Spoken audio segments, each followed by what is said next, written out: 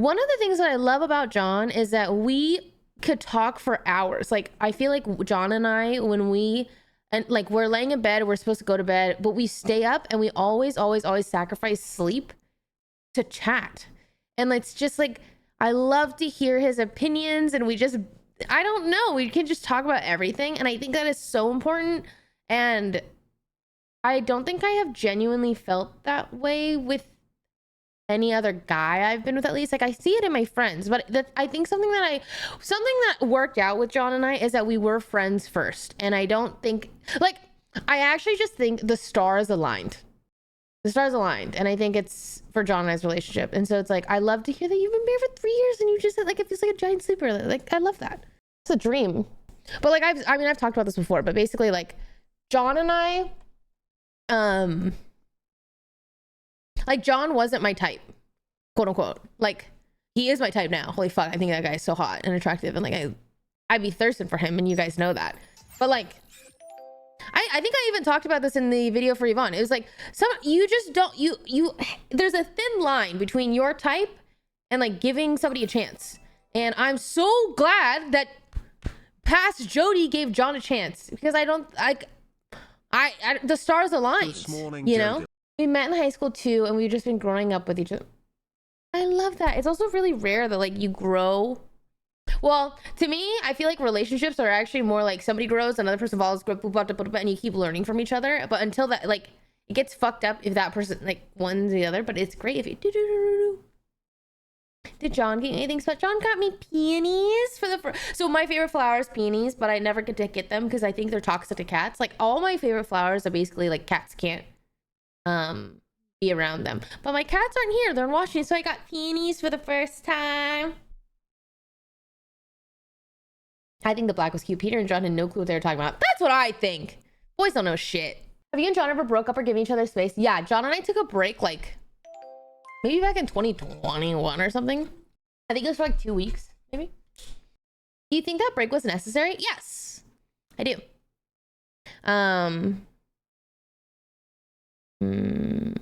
I talked about it a little. I feel like I've not really like worded, or basically John and I were going through a rough patch. Like, it was the moment where John was like, okay, every guy that I have ever been with has this moment where, what's the word? I don't know if it's like they lack empathy, because John's really empathetic, but it's just like hearing your girlfriend out and like giving the opportunity. Like, what is she saying is really validating their feelings. And I feel like I have gone through that with every guy, where it's like I'm fighting tooth and nail for them to understand and just validate my feelings. Because I'll say something and they're like, well, that's not what I meant. It's like, I know, we know. Can we get like one step past that? It just felt like that. Okay. And then so the usual loop that I had, especially growing up with like other guys, was you go to them, you say, hey, this hurt my feelings. They say, well, I didn't mean it. And then you're like, well, I know that you didn't mean it, but it's not, I know your intentions. I just wanted you to know that like, this hurt my feelings, or the way that you acted here, whatever. And they're like, okay. And then it goes in you literally spiral, and the conversations last 3 hours. And it's like, okay. So then eventually I feel like some people obviously grow out of that. It's just that something I've, like in all of the relationships I've ever had, it kind of felt like this would always happen. And it was always in the beginning. And then eventually you either get over it or you don't. And it's like, they learn or they don't. Hello, Fiona. But you shouldn't have felt upset because I didn't do it on purpose. Annoying. Yes, annoying. Boring. And so then that was kind of something where John and I were struggling, because it was like, I think I was also learning how to communicate really well with him. And then also in turn, John was having a really hard time like understanding the logic versus emotion. And so John, the way that John has worded it to me was, he just kind of snapped out of it. Like, I was like, hey, I'm kind of done. Like, I've put in a fair shot at this. It seems like we're not getting anywhere. I want to take a break. And then John was like, okay. And in those 2 weeks, I think John did a lot of reflecting, and so did I. But John came back to me and was like, hey, I did a lot of reflecting, and I just thought to myself, what if what Jodi says is right? Not even just like that there's a right and wrong, but I think when he said right, he means like, what if Jodi's feelings are valid? And so he just started going more like completely that direction, which for whatever reason was like the thing that he needed to shift in his brain, which is like, what if what Jodi's saying is also reality? And then he came back to me. He's like, I've changed. I like swear. He's like, I swear, like I've shifted, and like give me another chance to show you. And I was kind of like, I'm a little checked out, but I love you, and so I'm down. Like I'll give you another chance. And then now we're together. It's been almost 6 years. Wahoo! Yahoo! Did it hurt you that you guys had to go to the extent of taking a break? No, not like resentment hurt or like, oh, we had to take up, like, the thing is, no relationship is perfect, and I don't really care what you do or how you do it to get to the good part. Like, I think that if you need to take a break, cool. It's not like it's like a flaw in the or like it's whatever. Like, you know, like it just doesn't. It didn't hurt. I mean, like, it hurt in the sense that, oh, we might break up. But yeah. Wait, what? It's so funny because John and I just watched the episode of, we were watching Friends and Valentine's Day, and we watched the We Were on a Break episode. Like, I picked a random one, and that, I think it was like the 3rd or 4th episode that came up. And like, Ross is fucked up. John and I were like, this is fucked. Like, what the hell? I can't believe anyone would ever side with Ross. John and I were watching this, we're like, wait, where is the discourse in this? He fucked the fuck up. Like, what? It was crazy. It's actually crazy. And I totally, like, Rachel is valid. Yeah, I think breaks can absolutely make you stronger. And I think that, I don't know. I just think that, I think relationships are hard, but they're just constant work. They're just constant work. Like, whatever. And the thing is, I do think you can choose. Like, there will be moments where, like, holy fuck, like, this is hard. But, you know, do you choose to put in the work? Then yeah. I think a lot of dudes tend to take it weirdly personal. Like, they're always trying to win the argument or something. Yeah, I think, or especially when someone, like, I think it's very interesting that it's about winning when it's about feeling. Like, is it not just about feeling and validating the experience and like trying to hear the other person out? I don't know, but that I think comes later. Like, I think that just comes also with just maturity. Like, the idea that yeah, I think that a really common thing, especially like in the beginning of relationships with guys, I feel like, is that they think that you are attacking them. They're taking everything personally. They think they're a failure, whatever, XYZ. But I think that also just comes from societal pressure of men having to be perfect and having to be a provider and not have to be emotional, even though they're so emotional. And like, yeah, I think it's very funny that, or I think it's an interesting feedback loop of men have to be really strong and like not show emotion. But I think they'd be stronger if they just let it out sometimes, because they just bottle it all up. And then it explodes, and then you break and can't handle your problems. So I don't know. Those are things I feel like that are happening when you're younger. Relationships are scary. I haven't been single in years, but each relationship was scary. Oh. I've never thought of my relationships as scary. But I wonder what's scary about it. A lot of people don't believe in it, and I'm like, bro, that's the only constant thing in the world. Wait, people don't think people can change. I think people can change. Well, if they want to, you can do anything you want. I wholeheartedly believe that, you know? I have a serious question in my current relationship. I can feel myself self-sabotaging because of trauma, but I realized this last night, and I was wondering if there's anything I do immediately to help myself besides therapy. Okay, so this is something that I actually really have a hard time or not even, like, I try to empathize, but it's something that it's really far from my behavior. So I know so many people who do self-sabotage, like whether it be in my relationship, friendships, wherever. Like, I think besides therapy, I feel like it's Something that I try to tell any individual that I notice self-sabotaging is that you need to practice radical self-acceptance, because I think at the end of the day, self-sabotaging is a deep traumatic response to, or like thinking, I don't deserve this, I don't deserve this, I don't deserve this, I hate myself. So, and I say radical, okay? And I say radical because it does need to be kind of fucking crazy, because it doesn't feel natural to you to even say, I like myself, I like this, I love me. So you can say like, oh, you just have to love yourself. It's so much harder. I say radical because you just have to fucking go crazy with it. Like truly trying to embody crazy self-love and what that would look like. And that's going to be really hard, but a great thing to identify is just like, accept who you are now. Accept like, you know what? I hate myself in this moment, or in general, I hate myself. But what would for example, what would Jodi do if she loved herself? And I just think of them as two different identities, because you might not identify with the person who loves themselves, but you can probably think what they would do and act according to that. That can be your guideline until you really embody that. And someday you will love yourself. I like actually swear, like if you put in the work, you will learn to love yourself. But it takes a lot of time. I think self-sabotaging is like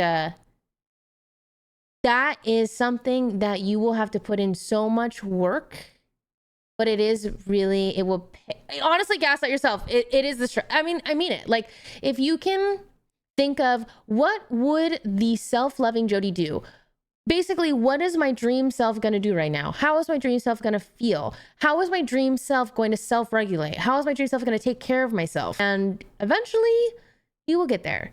I think most importantly, or like the two things that I think of when it comes to self-sabotaging is, one, you have to fully fucking radically believe that you deserve everything. Because okay, this is what I think. So I don't have self-sabotaging in me, but it's because I believe, guys, like we were just randomly put on, you didn't get asked to be born. You were just here. We all deserve the same thing. Like I think that everybody deserves like to live a happy life and to be surrounded by loved ones. You know what I mean? It's just like nobody deserves any other thing. Privilege exists, but just by being on this rock randomly, you deserve XYZ. And like if you have a thing or whatever, like you deserve to be happy just as much as the other person, but you think you don't deserve to be happy or you don't deserve this thing because for whatever reason, guilt and like the lack of self-love is really taken over. But I also think if you put in the work to change the things that you don't like about yourself, you will just learn to love yourself anyways, because you will change in the process. You'll be like, you know what?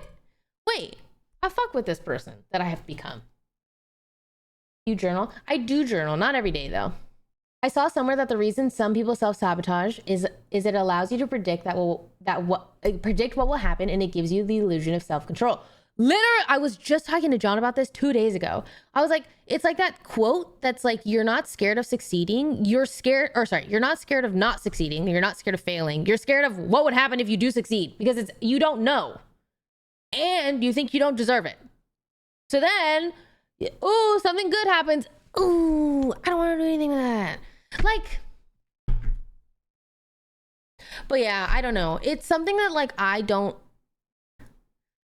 super know what it feels like to not feel deserving of things. Because like I said, I have the belief of like, everyone deserves everything. I think like I want the best for everyone. And I don't know. I'm just like, yes, like love yourself. You love yourself. I love myself. Love, love, love, love. So I don't know. Like it's like, I can't talk from experience, only from like what I've seen.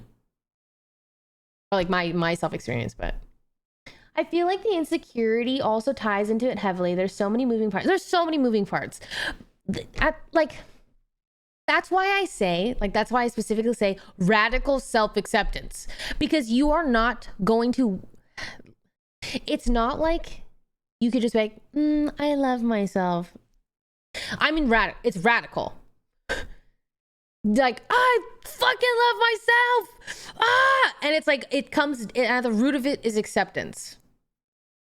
Because, okay, I think a lot of people too tend to it's like you have conditional love for yourself, and that's really hard.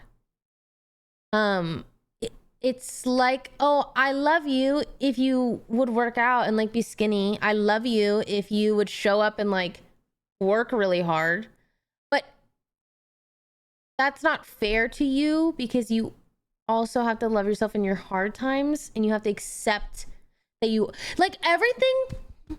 You are how you are, and you're just trying your best. And I think that you have to self-regulate. Like, let's say you do something. Okay, let's say like you're really insecure, you don't want to go to the gym. I think it's okay. You just have to tell yourself that's okay. It happens. You're not the first person to experience that, and you're not the only one to experience that. There are thousands of people every day that feel how you feel. But it's like once you shame yourself for feeling that, that's where everything goes wrong. Like that, the shame and the guilt is not, it's honestly really not serving you. I'm trying to think, like, when can shame and guilt serve? I think it can, like, fear can sometimes be really great, and, you know, you don't want to, but, like, it's a little too much in excess. Like, whenever you find yourself feeling really negatively about yourself, I think you should just try and reframe, and then think radical fucking self-acceptance and love. Because once you say, okay, the shame is there, and that's okay, but I'm also going to do this thing, or like I can show for myself, or I still love myself. Because I think that the guilt and the shame just like, it just takes over, and then it's hard to get past that, you know? A big part of it comes from high expectations growing up. I think a lot of imposter syndrome when you feel like you faked it till you made it. But you can't, okay, even if you faked it till you made it, you still made it. And I think we should all be slightly more delusional. Like, I guess what I'm trying to say is, even if I'm faking it and I'm making it, I'm still making it.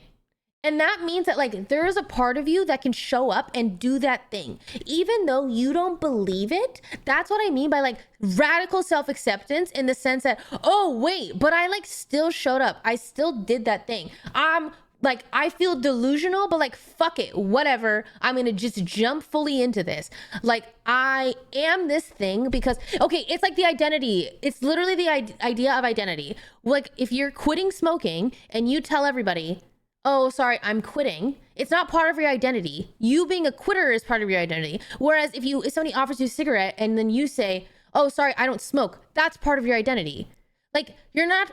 You are setting yourself up for failure in terms of like imposter syndrome or whatever if you do not identify with the thing that you're saying. And a lot of people do push that away. But the minute that you've said, or like, it helps when you say to yourself, I am this thing. It's the same thing like when you're young and your parents tell you, oh, you're stupid, or like whatever. I don't know what trauma you guys grew up with. But let's say that your parents tell you, okay, so for example, my parents were not, or like my dad wasn't that great to my brother. And like my brother grew up thinking he was stupid because my dad would get really upset at him when he was taking a long time to do math problems. So he'd be like, what are you, stupid? So then my brother grows up and he's like, oh, I'm stupid. Okay, he's figured it out. Whereas my parents would tell me all the time, wow, Jodi, you're so tenacious. You're like a dog on a bone. Like, you want that thing, you go get it. And I grew up, I'm like 7 and I'm like, yeah, I grow up and I'm tenacious. I want something, I get it. Whereas you just are what you believe, like, fully. You are what you believe you are. But you can believe anything. 1 years. Like, if you were a blank slate and that's why the whole practice of what would my dream self do is so important, because you get a guideline of your identity. You are building your identity every day. Yesterday, you, okay, great. Who's today, you? You know? Damn, I feel like you can do whatever you want. But you can do whatever you want. It just comes down to identity. But I think like so many people struggle with imposter syndrome because they don't make it part of their identity. They're like, I'm not this thing. But the thing is, you did it. You did it once, you can do it again, and now you make it your identity. I think like the smoking quitting one is so important, or like such a great example because it's like, I love the idea or the just like the comparison between I'm quitting versus I don't smoke. Like, I think that's, you get it. And I'm like, yeah, yeah, yeah. How do you deal with social media and its influence on confidence level? I think honestly having just people in my real life has helped, because I don't know if I don't think I'm the individual that can really answer that. Like, I think probably how I interact with social media is very different than how you interact with social media, unless you are also a streamer. You could be, I have no idea. So I don't know. I'm stressed for Valorant, honestly. Any advice on how to stay friends with someone who rejected you? Sorry, rejected you romantically or friendship wise? If they rejected you friendship wise, you ain't being their friend. But romantically?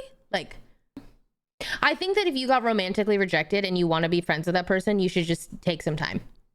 Like, genuinely. I think it hurts too much to try and be friends with someone immediately and keep them in your life and as much as you want.